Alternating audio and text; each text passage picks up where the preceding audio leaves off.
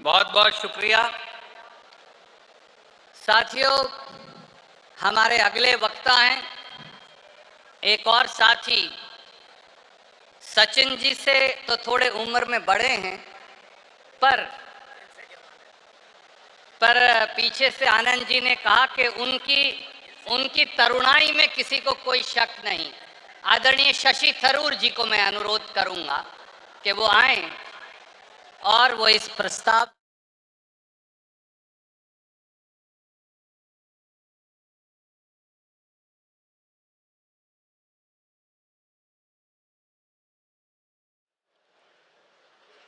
Respected Congress President Shri Mallikarjun Kharge ji, who gave us such a vigorous, spirited and rousing speech this morning. Respected Sonia ji, respected Rahul ji, Sathiyo, all those who've come from every corner of our lovely country, Congress Karyakartas, dear friends, we are gathered today at a historic moment, and I'm proud to second the resolution that has just been moved by my friend Sachin Pilot.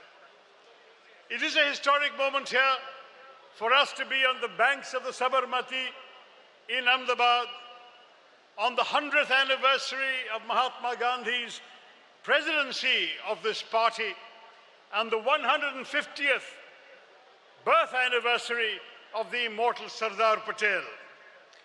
Today, on the sacred soil of Gujarat, we are here to send out a message from the Sabarmati, the land of Mahatma Gandhi, the land of Sardar Patel, that the Congress is here, is reviving itself, and is ready to face the challenges of tomorrow. Here in Gujarat, where we have been out of power for nearly 3 decades, we stand on the brink of a new revival, and that is a moment of celebration for all of us here today. 2024 has given us both good news and bad news. A good result in the Lok Sabha elections when we doubled our strength in the Lok Sabha, but bad news in a number of state elections that followed. This resolution that we are moving before you today should mark a turning point in the fortunes of the Congress Party. We need to retain and restore the votes we have won before, but we have failed to win in the last 3 elections. And that is where this resolution leads us.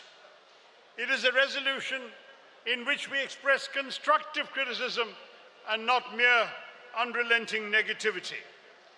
Our resolution starts off by showcasing our nationalism up front, rather than ceding nationalism to the other side. But our nationalism is anchored in the well-being of all our people.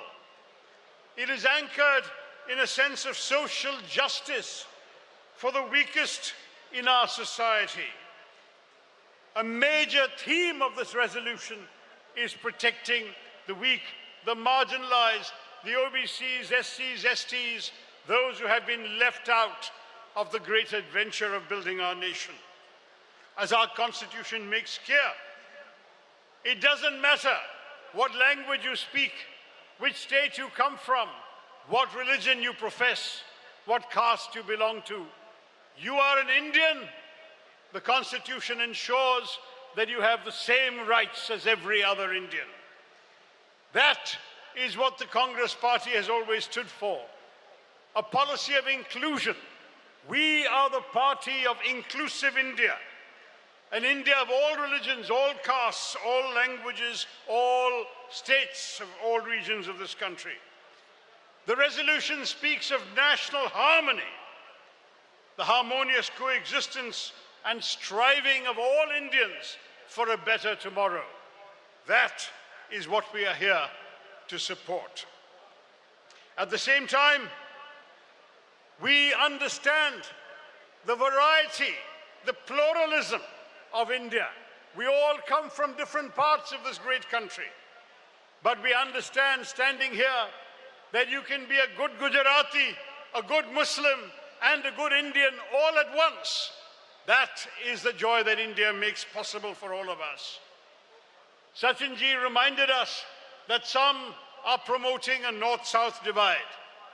मैं गर्व से कहता हूं कि मैं दक्षिण भारत से हूं, लेकिन मैं भी कहता हूं नफरत छोड़ो भारत जोड़ो। भारत को जोड़ने का काम हम सभी के हैं, चाहे हम उत्तर भारत से हो, दक्षिण से हो, पूर्व से हो और पश्चिम से। भारत हमारे हैं, and we are all here. It does not mean that we forget our special commitment to the states we come from. Here in Gujarat, where we have so many of you represented today, you have major battles to fight to lift our party up to the great heights it is known. ഞാൻ എന്റൊപ്പം വന്ന കേരളത്തിലെ എൻ്റെ മിത്രങ്ങൾ എൻ്റെ സുഹൃത്തുക്കളോട് പറയുന്നു, നമ്മൾ ഒരിക്കലും വള്ളത്തോളിന്റെ വരികൾ മറക്കരുത്. ഭാരതമെന്ന് കേട്ടാൽ അഭിമാനപൂരിതം ആവണം അന്തരംഗം. കേരളം എന്ന് കേട്ടാൽ തിളയ്ക്കണം ചോര നമ്മുടെ ഞരമ്പുകളിൽ. If we hear the name of Bharat, our hearts must swell with pride. If we hear the name of Kerala, our blood must throb in our veins.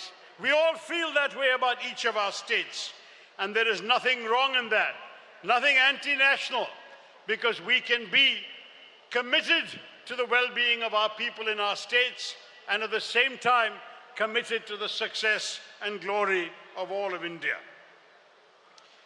Indeed, it is now the 140th anniversary of our party this year. That is what we have stood for throughout history. And we have an illustrious history. But we are all too conscious that the young voters who are the majority today do not apparently give much importance to history. They want to know what we will do to them, do for them today, and what kind of tomorrow we can provide them. Our resolution will be judged by that, and that is what we must focus on. The resolution speaks of economic growth, but it also speaks of the importance of distributing the revenues, the fruits of that economic growth, to those who have been left behind. Our party has been and must remain the voice of the voiceless,